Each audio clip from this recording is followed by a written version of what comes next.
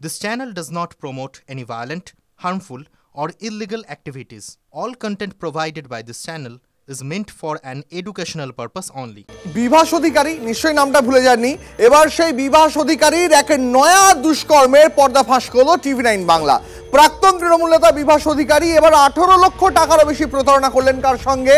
প্রবাসী ভারতীয় সঙ্গে কানাডায় বসবাস করেন এক ভারতীয়, তার সঙ্গে 18 লাখ টাকা প্রতারণা, আইপিএস এর নাম করে 18 লাখ টাকা চাওয়ার অভিযোগ।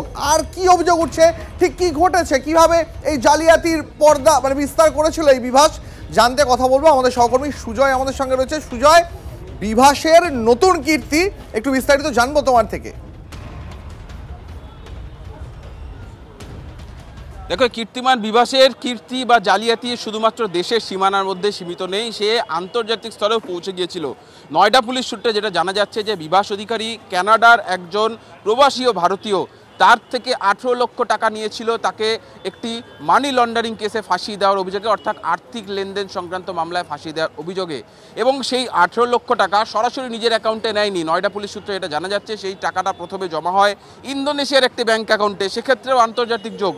ইন্দোনেশিয়ার একটি ব্যাংক অ্যাকাউন্টে জমা পড়ে, সেখান থেকে বিভাসের কোনো একজন এজেন্ট সেই টাকা হাওয়ালার মাধ্যমে তার কাছে পৌঁছে দিয়েছিল। এই তথ্য কারা পেয়েছে? নয়ডা পুলিশ পেয়েছে, এই রাজ্যের পুলিশ পায়নি। নয়ডা পুলিশ যখন তার ভুয়ো থানার তদন্ত করতে নামে, তখন তাদের কাছে এই তথ্য আসে, যখন তারা এই ভুয়ো থানা চালানোর অভিযোগে বিভাসকে গ্রেপ্তার করে, তার ছবি সামনে আসে, তখন সেই প্রবাসী ভারতীয় যিনি পাঞ্জাব, যার একজন আত্মীয় পাঞ্জাবের রয়েছে, সেই ছবি দেখে নয়ডা পুলিশের সঙ্গে যোগাযোগ করে এবং তারপর সেই অভিযোগ যে এসে জমা হয় ফেজ 3 থানায়, নয়ডার ফেজ 3 থানায়।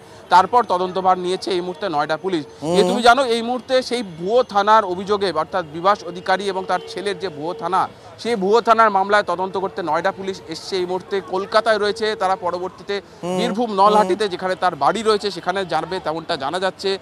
তদন্তের সূত্রে তার সেই ভুয়ো থানা এবং আন্তর্জাতিক মানবাধিক সংগঠনের যে সমস্ত অফিস ছিল, বেলেঘাটা, ফুলবাগান, গড়িয়াহাট, বিভিন্ন জায়গায় যে অফিস ছিল, প্রত্যেকটি জায়গায় তারা তল্লাশি চালাবে। তারা সার্চ ওয়ারেন্ট নিয়ে এসছে তল্লাশি চালাতে। এই মুহূর্তে তারা আদালতে রয়েছে, তার কারণ বেলেঘাটায় যে অফিসটা রয়েছে সেই অফিসে তালা বন্ধ রয়েছে, সেই তালা ভাঙার জন্য।